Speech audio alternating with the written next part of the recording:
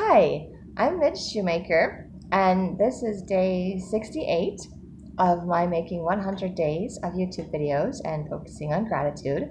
So, yay, I made it to day 68. I'm getting more and more excited to get to 100 at this point.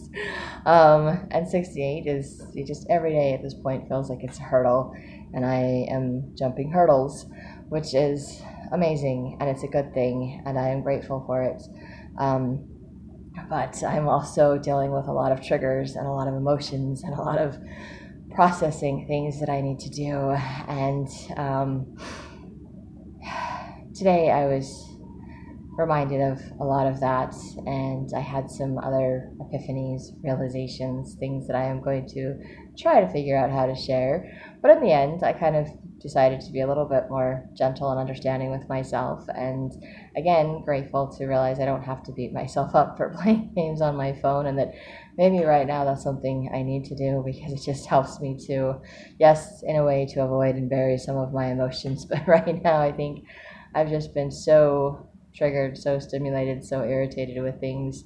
And a lot of it's old emotion, just triggered by current events, that's making the current events and the current things seem 100 times worse than they actually are.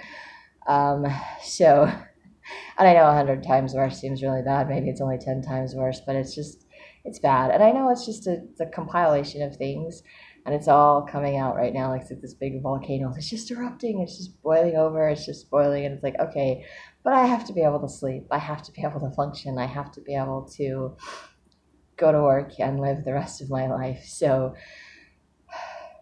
playing my games, as crazy or silly as that is, even if it's just for a couple of hours, it just allows me to sit in whatever that is, that emotion, whatever.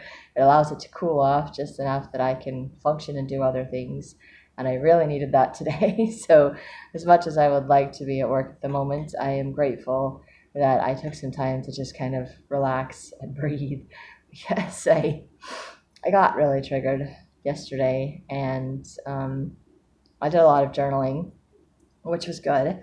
Made a lot of connections in my journaling to things from my past, and it wasn't just one thing, it was several things. And then it was things in my past that were repetitious things, like repeated things over and over again. So it was repeated beliefs, like, and my misinterpretation of it, and seeing a different viewpoint of my situation and realizing, oh, that's how people were viewing me. And maybe that's not how they were viewing me, but that's how I'm feeling in retrospect, looking back. And I'm like, well, that makes a little bit more sense. But it was still overwhelming, and it was still not something that I could handle, deal with, or do as a teenager, because it was outside of my knowledge. I didn't have any experience in any of that. I didn't know what I was doing. And of course, it was never spoken. It was like that unspoken, like, you're just supposed to know what to do, and it's just supposed to be okay, and it's just supposed to be my job to make it okay, except that I don't have the authority to make it okay, and nobody listens to me. So I can't make the rules, I can't set the boundaries, but I'm supposed to enforce them, and I don't have the authority to do any of that. So, but I could get in trouble for it all getting messed up and going awry. So it was very, very confusing for me. And a lot of things in my life right now are just triggering that confusion. And started to realize last night, today, that I am a precious daughter of God, that I have a great deal of value. I just wasn't treated like I had value. I wasn't respected. My voice wasn't heard. So I learned to just repeat myself multiple times, and I still do that. I probably do that in these videos because I feel like people aren't hearing me. They're not listening to me. And I think part of my struggle with making these videos and writing my books is the fear that I'm going to put it out there and it's going to be just like it was when I was growing up, and nobody's listening, nobody's reading, nobody's watching, and it's completely, pointless. Like, I'm so insignificant that nobody cares. And I'm just grateful that that's not entirely true. I mean, one, I haven't done a whole lot to advertise my YouTube videos. I haven't even edited them or made nice little thumbnails to attract people to my views, and yet I still had at least one person watched every single one of them. I have some videos that people have watched 4, 15, I think 23 is the most on one of them. And I'm now up to 10 subscribers. It was 9 for a long time, and I just got a new one this week, and it was like, okay, so maybe it's not the whole world that's watching, but there is someone watching, there is someone listening. And sorry. And there's that reminder that God has always been there, listening to me. He has always been aware of me and aware of my struggles. And I've known that since I was like 12. But I forget it sometimes because I want a physical person to listen. I want someone that I can see, something that's more tangible. But I don't get that all of the time. In fact, I don't get that most of the time. So I have to learn to be okay with myself and with sharing it with God and trusting that He'll do what needs to be done with it. And I'm also just learning that I need to speak up for myself, that it's okay for me to say no. It's okay for me to set boundaries. It's okay for me to, walk away from situations that aren't healthy for me, or to tell other people to just back off. I am allowed to get a little bit angry or a little bit mean if people are crossing my boundaries, because they don't have a right to cross my boundaries. They're mine. I get to set them, and other people are supposed to respect them. And not that they do, because most people in my life didn't respect my boundaries. They acted like they didn't exist, and I just could do whatever they wanted, take whatever they wanted, go wherever they wanted. And I had no say in it. And even if I objected and said no, they're like, that's nice, I know you'd understand, it's okay, I'm going to do it anyway. And I'm like, I just said no. It just, like, it meant nothing. And now I'm learning that it can mean something. And as an adult, I don't have to stay in situations that are uncomfortable for me. I can walk away, or I can set boundaries. I have to set boundaries with where I'm staying right now, because otherwise I will go insane. But I don't have to stay here forever, and I can work on goals and do things to change so that I can move out, move on.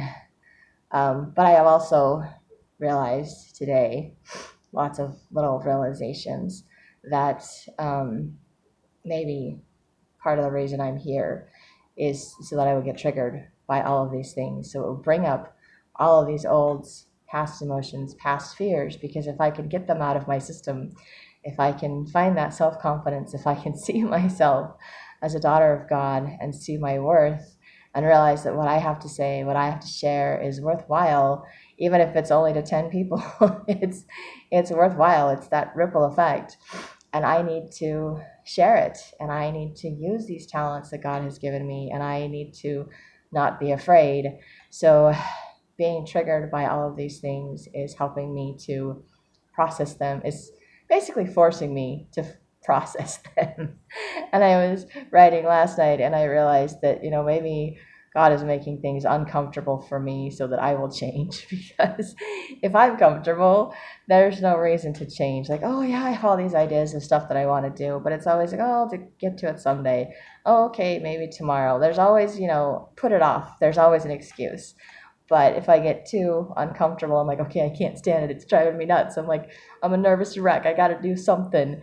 And then now it's like, okay, so now I have to follow through on all of my goals. Now I have to do all of these things so that I can get out of my discomfort. I have to process it. I have to feel it. I have to go to work. I have to do something so that I don't have to keep feeling this, so I don't have to remain in this uncomfortable situation.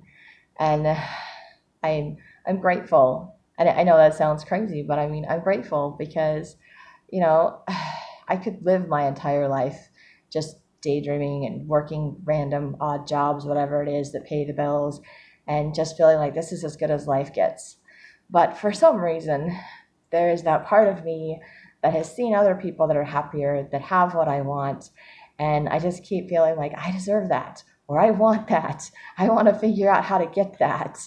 And I keep it keeps popping into my mind that I want something better. And I keep setting these goals to have something better. And then I just settle for the mediocre. I settle for the day to day. But there's that idea that just never goes away of something better. And I think right now, Heavenly Father is telling me that I do deserve something better, that I don't have to leave that as a daydream or a fantasy that will never come true. I can have that dream. I just have to follow through. I have to listen to his promptings, and I have to finish what I started.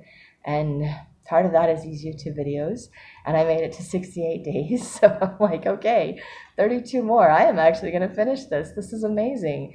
I've written 2 books. I just need to get a hold of my beta readers and just be like, I'm going to pester people, or I'm going to find new people, because I need responses. I need to know what to fix.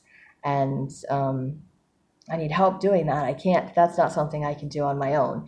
I mean, I can publish it as is, but then people aren't going to read it, or they're going to be like my family and friends, and all they're going to see is the mistakes. And I was like, I don't need them to be pointing out the mistakes. And yes, there will probably still be mistakes when it's finally published, but it won't be as horrific. So, and there's some people that will just read right through it in spite of that, and they'll see the storyline and they'll get into that and they'll be like, oh, this is really cool. It'd be better if this or this or this, but it's really good. And I'm like, I want it to be the better and not the good. So I want it to be the best that it can be for me. And I'm sure that each book I write and publish will be a little bit better, because I will learn from each book that I write and that I publish. So I have learned from them, and it is a good thing for me to be doing this writing. It is a good thing for me to be doing these videos, to be sharing. And I am grateful that there is something in me that says I deserve better than just mediocrity or less than, because I've always felt like I was treated less than, that maybe I didn't deserve to have better. I always wanted better. I just didn't feel like I deserved it. And now I'm starting to feel like not only do I deserve it, but I can have it, that it's attainable. It requires a lot of extra work, and I don't necessarily want to do the work, which I'm sure I've said in these videos before, which is why I think God is making me uncomfortable. He's put me in this situation where it's like, okay, no matter what I do, I am going to be stuck with these people that are going to continue to trigger me and bring up all of my issues from the past, which means I have to process them, I have to deal with them. And as I get them out of my system, I become more confident, I feel better about myself. I realize that what happened to me was not my fault.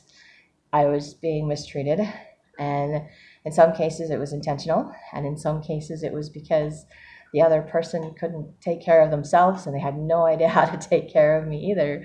So it was more, they were caught up in their own mess and couldn't handle anybody else's. And I've been there, done that. I think I've spent most of my life trying to fix everyone else because I was waiting for someone to fix me. And I figured if I fix all them, then someone will come fix me. Only I couldn't really fix them, and that wasn't my job. And I couldn't see clearly the situation to fix them because I had a distorted perspective. And I was just trying to figure out how to make other people happy, how to get everybody to get along, to avoid the contention. So it would be like, okay, nobody's fighting. That means we're peaceful. Only it wasn't peaceful. It was like waiting for the other shoe to drop. It was like that constant tension and anxiety. And so like, no wonder we broke out in bickering or fighting and all of those things, because we had to do something to release that energy. And it's easier to take it out on each other as siblings, or run and hide and scatter, like when my parents showed up. But it's not, I don't have to do that anymore, but that is my default reaction, is to run and hide when authority figures show up, or when someone comes and it's like confronts me about something, and I'm like, I don't want to be confronted. I don't handle confrontation. And so I'm in a situation where someone likes the whole confrontation thing, or even when it's not a confrontation thing, it's like makes it a confrontation thing, and it's like, oh my gosh, why? Ran into some people last night, and it's like they just argued back and forth, like, oh no, it's okay, we've been friends for like years and years, and we do this all the time. And I was like, they enjoyed arguing, they enjoyed fighting, they enjoyed that. And I was like, and it was over stupid stuff that didn't even make sense. And I was like, they're just making up stuff to fight about. I was like, why? I don't understand that. I have like spent my whole life trying to stop the fighting, to get away from the fighting, to try to be at a place of peace where I don't have to deal with the fighting. And it's exhausting, and I'm exhausted from doing that. And I don't want to be around people that want to create the drama. I'm like, I so want to be done with the drama. I so want to be able to just enjoy the rest of my life.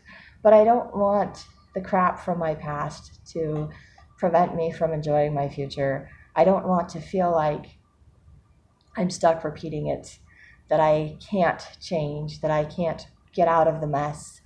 I don't want to feel like there's nothing I can do, because there is something I can do. I can focus on gratitude. I can work through my stuff. I can seek help. I can ask for help. I can follow through on my goals for a change. I can work on me, and I can let God do the miracles in my life to make up the difference where I fall short, to help me achieve what it is that I'm working towards. And I'm grateful that I can do that. I'm grateful that this process of focusing on gratitude is helping me to do that. I'm grateful that in spite of the triggers where I'm living right now, it's helping me to get out a lot of old stuff, to see a lot of old stuff, to be able to process a lot of old stuff, so that maybe I won't have those days where I wake up and I'm just too depressed or discouraged to do anything. So it won't be a daily struggle for me to do stuff. So I won't feel like I'm jumping hurdles every single day, because it's exhausting. But it's good that I'm doing it, and I'm grateful because I know it's helping me to get to a better place. And I want to be in a better place, and I deserve to be in a better place. And I'm grateful that I feel that way. I'm grateful that I know that. I am grateful that I'm not okay with just settling with mediocrity or with what I have. I'm grateful that I'm always wanting to get something more, something better. And I'm finally starting to figure out how to work towards that, to follow through on a goal so that I can achieve it. And I think this is a baby step towards that, because if I can get through this 100 days of YouTube videos, then I can get a book published, then I can do the next thing and the next thing, and then my goals will start coming true, my dreams will start coming true, and my goals will get me there. And I am so grateful for that. And I am grateful for the handful of people that are watching these videos, that are loving me, that are supporting me, that are encouraging me, that are seeing my progress and acknowledging that I'm making progress. And I'm grateful for that too, because then I know it's not just me. And I also hope, I do actually hope that this helps other people, that I know the process is messy and it's not fun to go through, but you don't have to stay stuck. Don't have to stay depressed or miserable or whatever, but you do have to seek help. You do have to seek guidance. I've been to see my bishop to ask for help. I'm seeing my counselor. I saw my counselor today, and that helped, brought up a whole bunch of stuff. She's like, oh, and it's going to keep bringing up more stuff, but this is so good. It's like bringing up all this stuff. And I was like, yay, so good. And I know it is good. It's just, like I said, it's not fun to go through.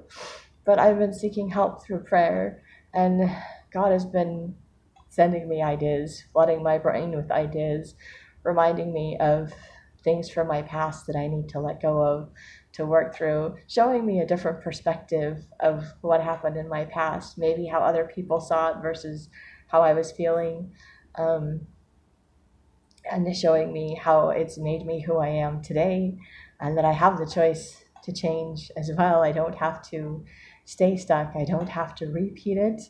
And I think the point of the repetition is so that I will learn from it. And I was like, if I'm not going to learn from it, I'm going to repeat it. And if I don't want to repeat it, I'm going to learn from it. And I'm going to get myself in a better place, a better situation where I don't have to deal with this. And hopefully I never have to deal with this again. And I I realized that maybe, just maybe, I mean, God wants me to be happy. I know He wants me to be happy. But maybe as I go through all of this, it's like all the bad stuff will be compensated with good stuff.